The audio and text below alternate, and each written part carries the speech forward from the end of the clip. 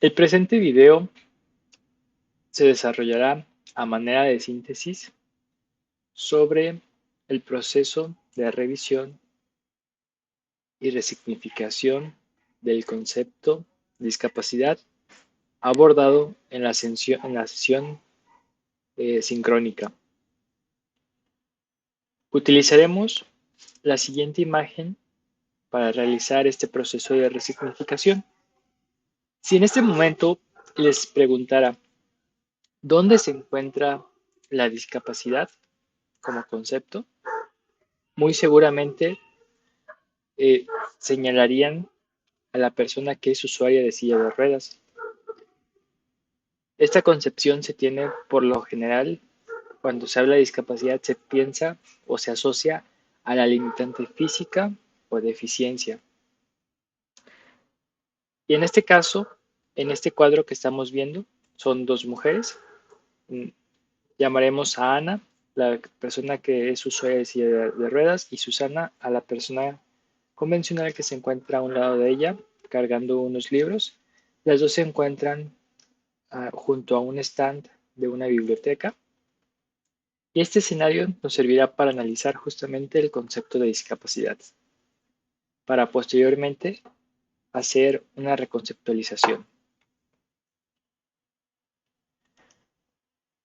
Teniendo justamente este cuadro, a continuación revisaremos, de acuerdo con la Convención de los Derechos de las Personas con Discapacidad, eh, que en este caso menciona que es un concepto que evoluciona y que resulta de la interacción entre las personas con deficiencias y las barreras debido a la actitud y al entorno que evitan su participación plena y efectiva en la sociedad en igualdad de condiciones con los demás.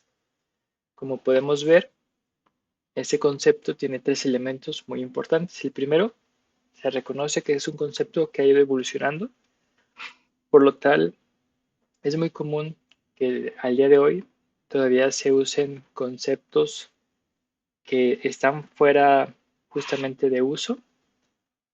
Por ejemplo, personas con capacidades diferentes. Es un concepto que muy comúnmente se cree que todavía sigue vigente y se usa para hablar sobre personas con discapacidad o discapacidad. Y en este caso podemos encontrar justamente dos de los elementos que son fundamental para comprender y hacer la resignificación del concepto, que habla sobre, por una parte, las deficiencias de la persona, que en sí no no es la discapacidad, y las barreras debidas a la actitud o al entorno.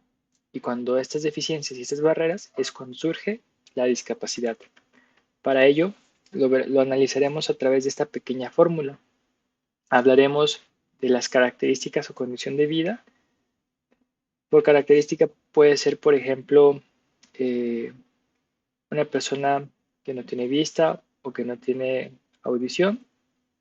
Esto genera una condición de vida, de acuerdo, que está ligado a una deficiencia, pero esto en sí no es la discapacidad visual, no es la ausencia de vista, es decir, en este caso, la condición de vida, que es la ausencia de vista, más las barreras que se experimentan, ya sean actitudinales o del entorno, generan justamente el tema de la discapacidad visual.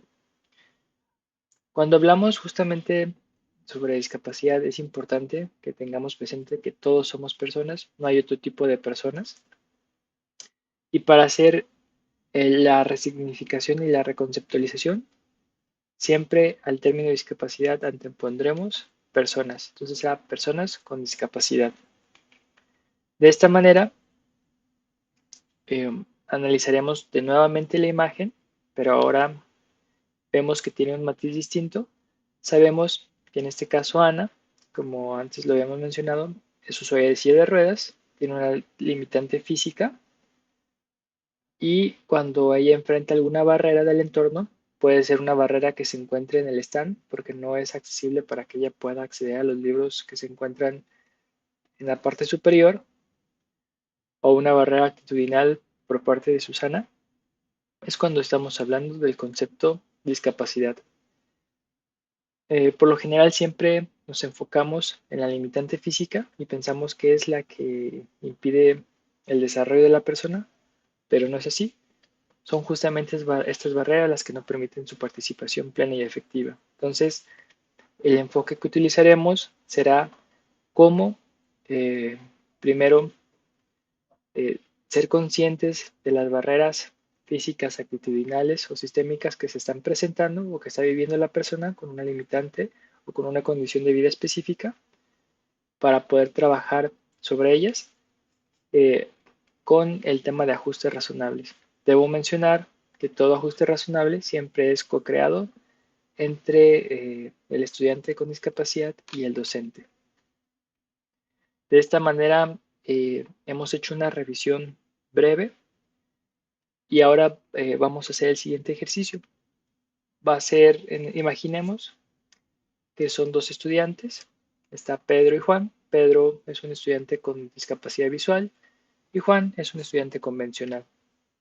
Si a Pedro le brindamos justamente un libro, pensaríamos en este caso la discapacidad está en que Pedro no puede ver, pero si lo analizamos con el enfoque que acabamos de revisar, nos daremos cuenta que la limitante está justamente en que no le hemos brindado un formato accesible para que Pedro pueda acceder a la información.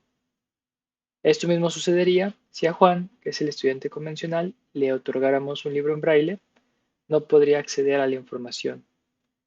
Entonces, la idea de la revisión de este concepto es que nos demos cuenta cuáles son las barreras que se están generando para poder trabajar en ellas y sobre todo diseñar estrategias en conjunto con el estudiante con discapacidad para lograr el objetivo de aprendizaje de la materia.